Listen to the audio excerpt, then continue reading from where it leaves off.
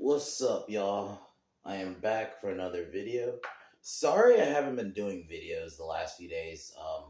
So Conjuring, I'm probably just gonna do on Friday, the second one, since it's gonna be another one of those weeks. Just nothing new's coming out, or at least like that new Scorsese film comes out, but I don't. I might watch that, but I don't think it'll be in theaters. I don't think I'll do a video on it. So I'm probably just gonna watch it, and that's it.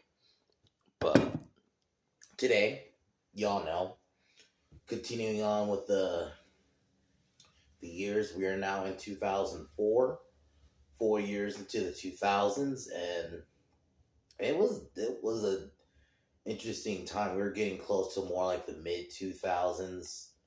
Um, I mean, some pretty good, a lot of sequels. Unfortunately, there were some shitty ones like Blade Trinity.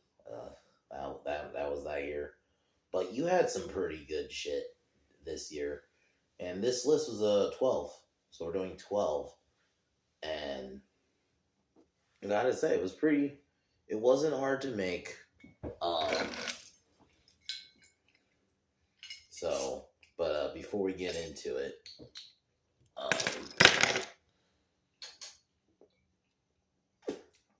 I'm gonna do list my favorite, not favorite. I'm gonna go into what I got going on this week, is what I meant to say. So today we're doing this. Tomorrow, I cannot wait. We're gonna do American Werewolf in London. Wednesday, we're gonna be doing Stay Alive, which is a movie my friend Steve recommended. Actually, I watched today, since doing this challenge, where one of the challenges was first time watch, since technically I hadn't seen it.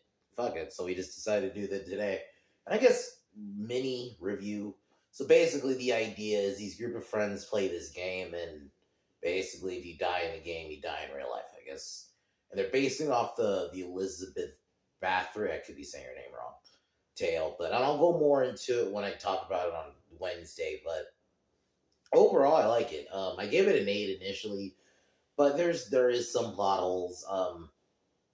Like they didn't get fully the Elizabeth Bathory story right. I think there's some acting moments that isn't great.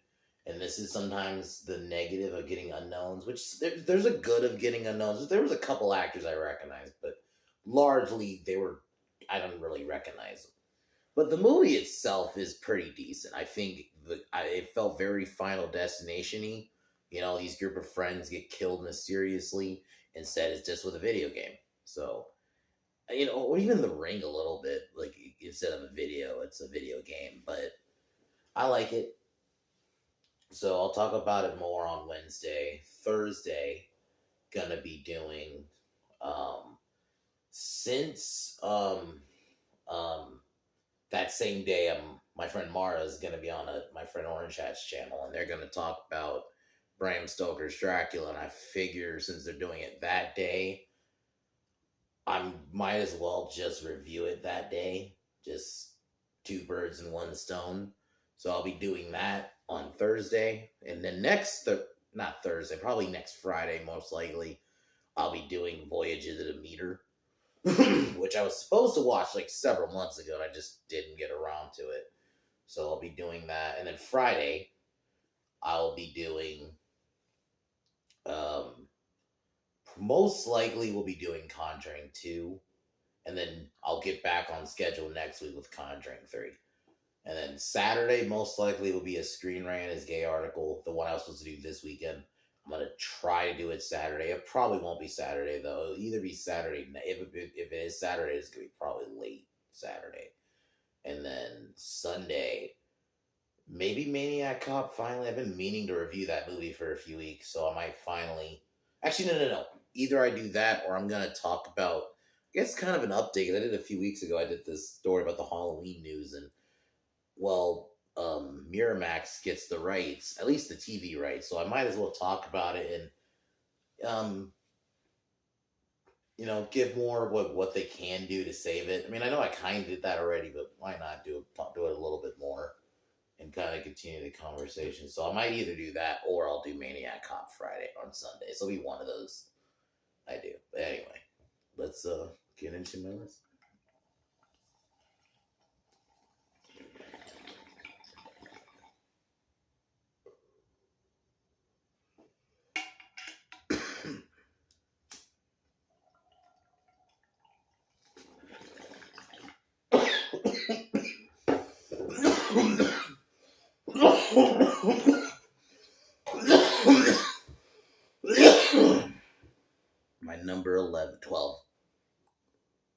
AVP. I remember seeing this in theaters and just being so hyped because I was really an Alien Predator at the time, and just being like, "Oh my god!" It was an event when it came out. I finally saw the movie. Like, yeah, it's not perfect. Like, obviously, the biggest gripe is that it's PG-13. I do not know what they were thinking with that, considering both Alien and Predator are R-rated franchises. And it was considering the year before you had Freddy versus Jason, and that movie was they maintained the R rating. So it was weird that the AVP didn't do it, but aside from that, it's a fun movie. I love the snow setting. I actually really like the snow setting. And I actually like the idea of bringing the Xenos to Earth. You know, that's actually we've never really gotten to see that because it's always like, in a ship or something where we see the xenomorphs or on another planet like in Aliens. So it was kind of nice to see that change where we got to see them on Earth, even though it was in a tomb. And I think that was the other reason I kind of liked it. Y'all know I love the Mummy. So they're in like a tomb kind of thing. And the Predators are pretty cool. The fights are pretty good. It has its issues, but I love Lance Henriksen. Lex, played by Sanaa Lathan's a pretty good character. She's not Ripley, but she's a decent final girl for the franchise. And I love the final fight between Predator and the Queen. It was cool seeing the Queen repaired after they kind of fucked her over in Alien Resurrection. If you remember that scene where she just gets fucked over by the newborn shit. So it was nice to see the Queen actually in action fighting a Predator. And then the Predalien set up. So I overall love Alien versus Predator. It has its problems, like I said, but it's not a perfect movie, but it's a fun one. So that's my number 12. My number 11 is Van Helsing with Hugh Jackman and Anna's the character's name, Kate Beckinsale. I fucking love that movie. The way it's an interesting take on the Van Helsing tale, but also like the way it ties in other Universal monsters. I mean, Dr. Gerbil, Mr. Hyde's in it, Frankenstein's in it, of course, Dracula, the werewolves. I actually love the werewolf design in the movie. The movie itself is another one of those where the story itself isn't the greatest. Some of the effects are very dated, but I fucking love it. I love the chemistry between Hugh and Kate Beckinsale. I think they work great together. I love the action. I think in general these characters are funny, well-made characters. It's like I said, it's very simple. I love the action. Hugh Jackman, I think kills it as Van Helsing. Like, yeah, it's not you probably could have done a better Van Helsing story if you wanted to be more accurate to the story. But if I'm just looking at it as just a fun little, action movie, and that's kind of all it needs to be. So, and I think that, it was not the way I saw it. I was like, oh, it's Wolverine working with fucking Celine from Underworld. That's why I watched it. So, and like I said, the camaraderie between him and her were great. I think that's like some of the things that carried the movie for me was their performance. So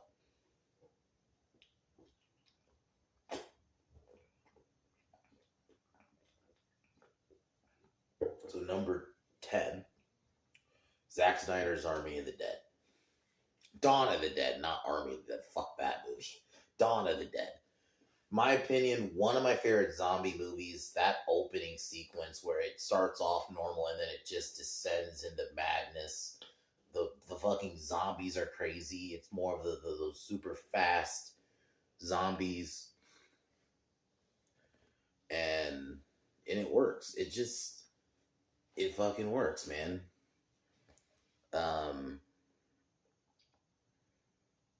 It knows what it is. The action's great. Great characters like Vin Rames, even the lead, like they all worked. I love the mall setting. The zombie baby was creepy. It was genuinely everything it got right.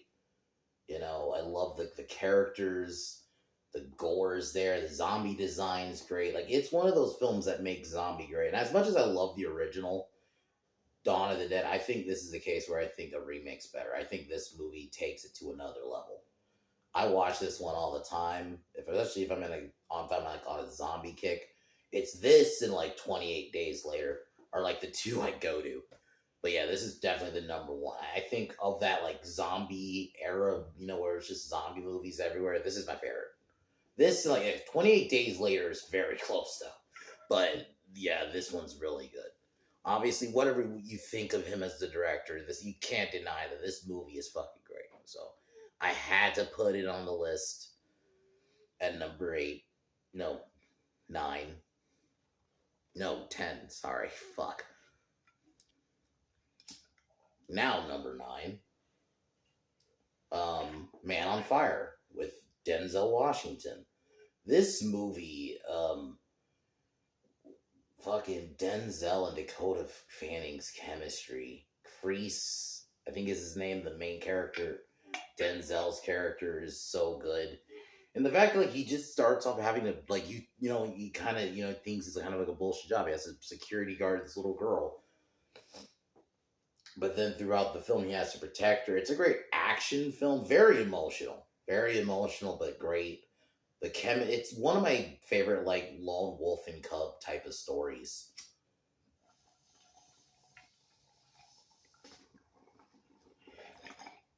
And like at the time, I thought Dakota Fanning killed it. Like as a kid actor, I thought she was pretty good for a kid actress. She was pretty good, especially in a movie like this. So I tend to watch this. What's another one of those I watch a lot? Definitely gonna review. That ending is pretty sad. Pretty good villain. Christopher Walken's in it. It's a fun cast.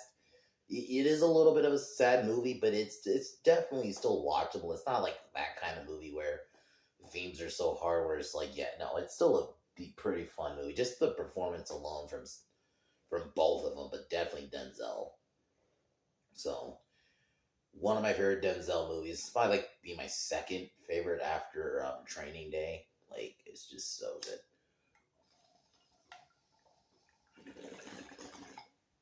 Number 8, Shrek 2. Shrek 2, to me, I love the first one more, but this one, I can see the argument for why people love this one more. Fairy Godmother, I love the way it expands on the lore. Getting to see far, far away. And I love, like, the way it, plays on, like, pop culture. Like, and Prince Charming's a great villain. Him and Fairy Godmother are great villains. Prince Charming's more of a secondary villain in this, and he becomes the main villain in the third one. But I love it. It's a perfect continuation. We get to meet Fiona's family, her parents, King Harold and Queen Lillian. Yeah. So it's one of those things. Like it does what a sequel, great sequel should always do. Hold on, let me just move this out of the way. What a great sequel should do is, build on the lore and add to it. And I think this one does it perfectly. And I love, it's a meme, but fucking Donkey has fucking dragon babies. Somehow that made that happen. Donkey, dragon, hybrid. It's fucking funny just for that. It's a funny movie. I rewatched it a couple months ago. I think like last year around for Christmas. And yeah, I had fun with it, man. Like this one still holds up. I like I don't like 3 3 is not great, and then 4 is dog shit. But I do like Shrek 1 and 2. So, and I tend to love this one, so had to mention it. So that's my number 8. My number 7 is another animated movie. Probably one of my favorite Pixar movies. And honestly, this is a great superhero movie, The Incredibles. Even though I haven't watched it in a little bit, it is I remember seeing this in theaters and just being wowed. I'm like, that is probably the best Fast and Fantastic Four movie we've ever had. I love the family. I love the way it talks about superheroes. And like, it kind of calls back to actual heroes, But I love the characters. Syndrome's a great villain. We got Samuel Jackson. Like he's just an all around fun cast. It's another one of those movies where I think the animation is great. In a way, it's just a family movie. So like you love The Incredibles as a family, even though there are moments where it's not as even it's a great superhero movie, but there are moments it's not a superhero movie. It could just be like a family movie, and that's very much I think it captures both of that. And even Violet, which even though like a lot of times some movies I'm not into like the teenage girl stuff, and I think they made it interesting in this movie. Syndrome's a great villain, like obsessed fan that turned villain. I think he's one of the best examples of that kind of trope done right. And I love the final battle in the end. It's just a all around great movie. And to be honest, it's probably gonna be the especially if you're a Fantastic Four fan, it's probably gonna be the best Fantastic Four movie we're ever gonna get. So it's my number 7. My number 6 is my number 6 is National Treasure. What this is this is back when Disney was actually making good movies. And, like yeah, that same year you had Incredibles, but you also had a movie like this where it was a great adventure movie. Them looking into like the history, of the Declaration of Independence, fighting Treasure, and Ben Yates, played by Nicolas Cage, is one of my favorite. This is one of my favorite Nicolas Cage roles. And I love the second one too, which that's going to be in the 2007. I think that's when that one came out. That's going to be in my 2007 list for sure. But like, the first one's just so good. Riley's a great character. Abigail's a great character, and just like as a person who loved the Mummy, that's the other reason I really love Ian Howe, played by Sean Bean, is a great villain. Like you get that scene in the beginning, you think they're friends, and bang, he turns. Sean Bean does play a great bad guy, but so. But it's just a fun movie. Even the scene in the end where they're kind of like in a way kind of forced to work together is fucking great. It's just an all around great movie. I had fun watching this. I think it was last year when I reviewed it, so I had fun with it. So I'm definitely gonna be watching. This is one of those I'm gonna watch all the time. This is Nicolas Cage at his best. Just fun cast. I'm gonna say that. I know I'm saying that a lot for a lot of these movies, but that was the thing that made a movie great is the cast alone, and this is definitely one of those. It isn't just like Nicolas Cage is everything and everything else sucks. Like no, everybody did their part in this. I love the scenes where they're kind of going undercover and having to, like they're doing a mission. You have them in the earpiece. I fucking love those moments in the movie. That's some of my favorite shit in the movie is those scenes. Yeah, man. And Harvey Keitel's in it. It's just good fucking film. I definitely recommend it. And the second one, do not watch that dog shit TV series. That whatever new one that came out. Don't watch that one. But just watch those first 2 movies. I remember seeing this in theaters and just being wild. Just like, man.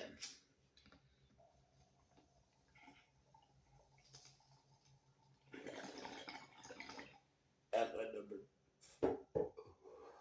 my number 6, my number 5, Team America.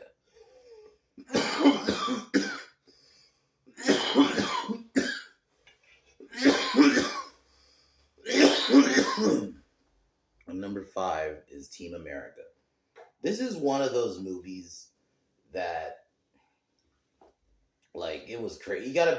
I didn't watch till way later because, I didn't watch South Park at the time this had came out. So I remember I watched South Park and then I just saw that this came up and I saw it was the same people. And my God, just the creativity with the puppets. And I love just how funny it is. This is one of definitely Trey Parker and Matt Stone's like greatest things. I don't blame people who say they may even like this over this. I think the series is still my favorite. I might put this above the South Park movie while I love the South Park movie. Film Actors Guild. It came up with that. To this day I use that term now for everything. The Alec Baldwin joke. Look how fucking topical that was. Like Kim Jong-il, even the work they put into the soundtrack. I listen to the soundtrack just on casually listening to it because Trey Parker and Matt Stone are actually great. Matt Stone are great singers, and I think that's what makes the movie is the soundtrack. the character. I mean, some of how quotable it is. Like fucking, you know, America, fuck yeah, fucking Durka Durka Muhammad Jihad, like just shit like that. Like it's one of those I watch all the fucking time, man. I watched the last time I watched, I was dying, man. Like it's like one of those movies where it's like you're like watching it the first time. Like I'm laughing my ass off like every time I watch it, like I'm watching it the first time. That's how funny it is. So yeah, it's one of those. Yeah, if you don't like South Park, you're probably not gonna like it. But it is if you love South Park, even just the work they put into the puppets, like the little cities. Like there's the scene where you get to see. I mean, the AIDS song. It's like one of my favorite openings ever.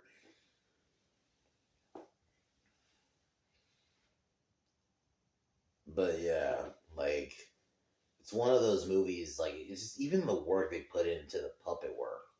Like where we when we first see them in New York, and you just see like the like little set. Like I don't know if it's like a miniature, if you want to call it that. And I love this scene when Freedom Isn't Free playing, and you see fucking watching the fucking Eiffel, the not the Eiffel Tower, the Abraham Lincoln, and he's actually there. It's just the puppet standing there at the actual playing the one, the Lincoln Memorial is fucking hilarious. It's one of my favorite things. That's what makes the movie so great. So yeah, it's definitely one of my favorites. If you love, like I said, if you like definitely, if you love South Park, you're gonna love this movie. So that's my number 5. And number 4 is Hellboy. The first Hellboy is so fucking great. It's like if you love the character, I think it does it justice. Whatever you think of Ron Perlman as a person right now, he is that character. Just the look, the attitude. I remember seeing this in theaters the first time and just being amazed. That was around the time I was getting into the character and just when like, oh my god, he's not Marvel or DC. He's just this badass dude who kills monsters. That's basically kind of what he is, and I think he works. I mean, you have Abe, he's a great character, and I love the whole team. Like I love the whole team, and yeah, he doesn't really have a notable rogues gallery, but I'm okay with that. I just kind of like his story. The monster fights are great. Ron Perlman just embodies the character. They got the Fist of Doom right. Just everything about it right. Just the aesthetic. The only thing is, I wish it was R rated. That was the whatever you think of that shitty the 2019 one.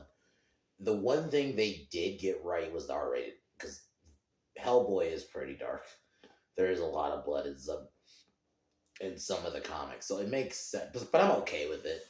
Ultimately, I think the PG like I rewatched Hellboy like a year ago, and it's pretty violent. There's just not a lot of blood, so I'm okay with it. I guess they were like they wanted it, but they did teeter the line. They at least went dark PG-13, not just it's PG-13, but there's not enough. They went pretty dark PG-13. The movie's pretty dark. That first one, I remember, it kind of gave me nightmares as a kid, just because just the imagery. I'm not used to a superhero like that, but yeah, it's just an all-around great one. I had to put it on the list. So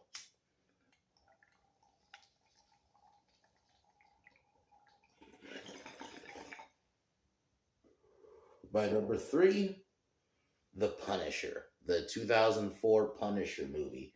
This is, I'm not going to talk about it as long because I reviewed that one relatively, at least within the last 2 months. So, but Thomas Jane killed it. Yeah, they changed the story a little bit, like he was a cop instead of like in the military, but it was fine.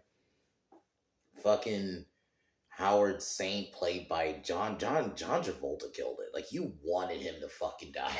Like you wanted him to get in that scene when his wife says, "No, kill them all," and they attack the family event. That was pretty tragic. Roy Scheider's dying, his wife dying. Like they did the scene where he gets his revenge and he works his way back. They got the tone right. Like it's pretty violent. Like not as violent as like the second one, but they have the violence there. And I love that final act, man. Like it just goes on, it goes off the wall. So very much they captured the tone of the Punisher, and it would have been good to have a second Punisher with, or at least another Punisher with Thomas Jane. But I love Warzone, and I'll be on the 2008 list when I get there.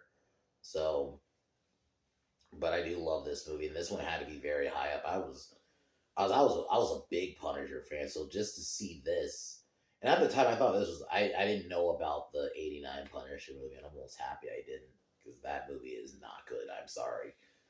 Even like I can't just give it a pass because of the time. Dolph Lundgren, I think, could if they had like it wasn't his fault. It was everything else around that movie just wasn't good. So, but aside from that, that first Punisher slaps, and I had to put it on the list. Definitely high up. My number two, and I know it should have probably been number one because of where I put the first one, but Spider-Man 2 came out that year. So, and I'll spoil, that's my number one. My number two is Kill Bill Volume 2. And this movie is great. The fact that the scenes with Pai Mei are some of my favorite scenes in the movie, where we get to see Beatrix, is actually cool that we kind of finally learn her name. Because for a while, it was just the bride. And I was kind of cool with the mystery, and we get to see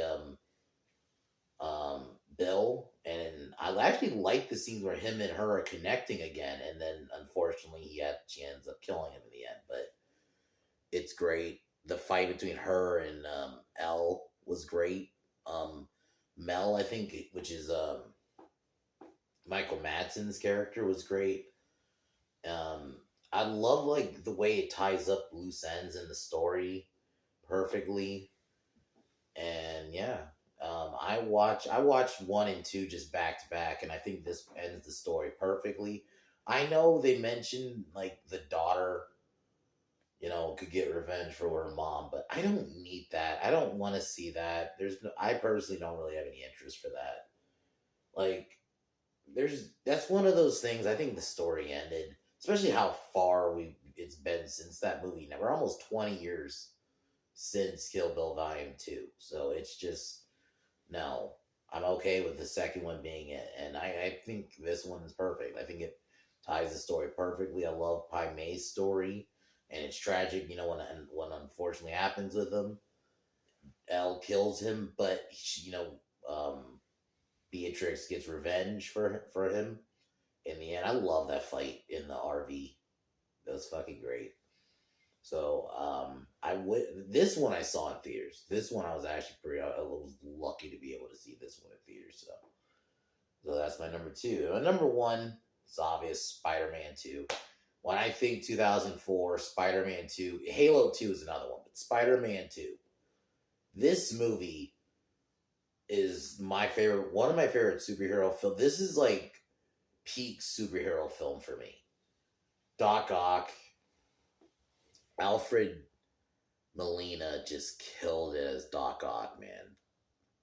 That final fight, the way the story was great. Yeah, Mary Jane was annoying in some scenes, but overall, I love the movie, the way it continued from the first one.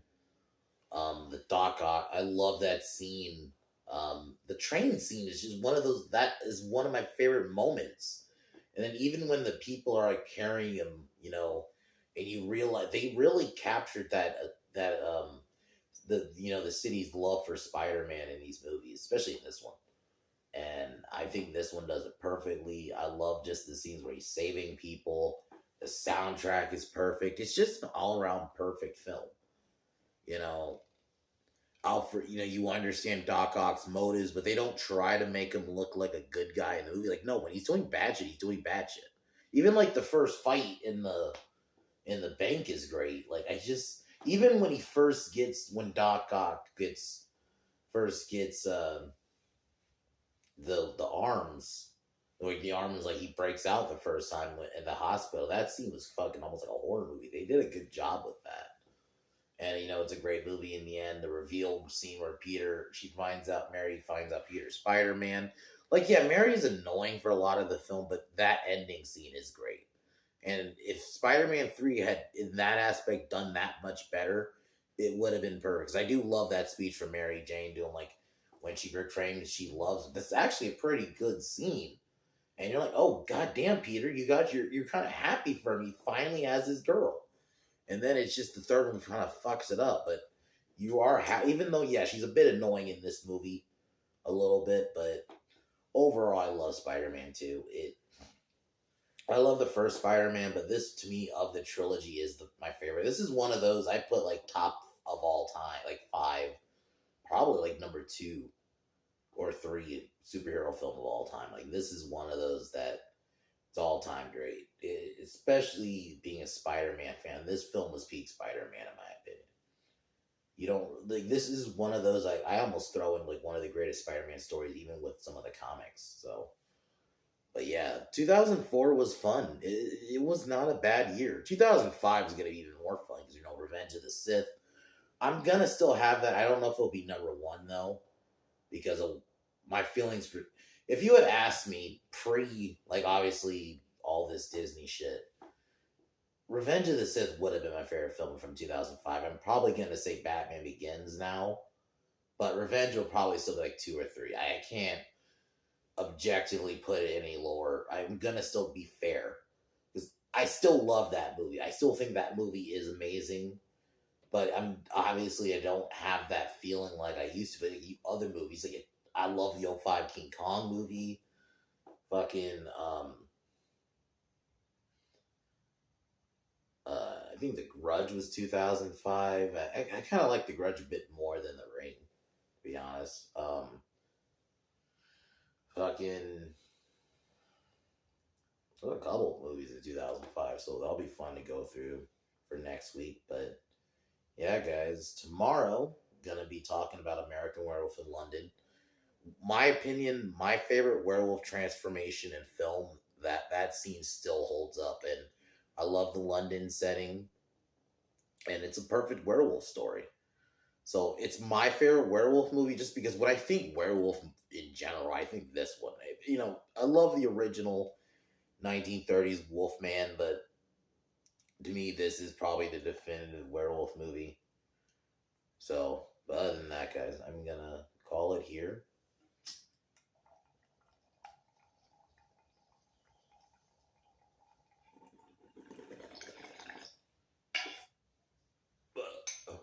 Yeah, we'll call it here.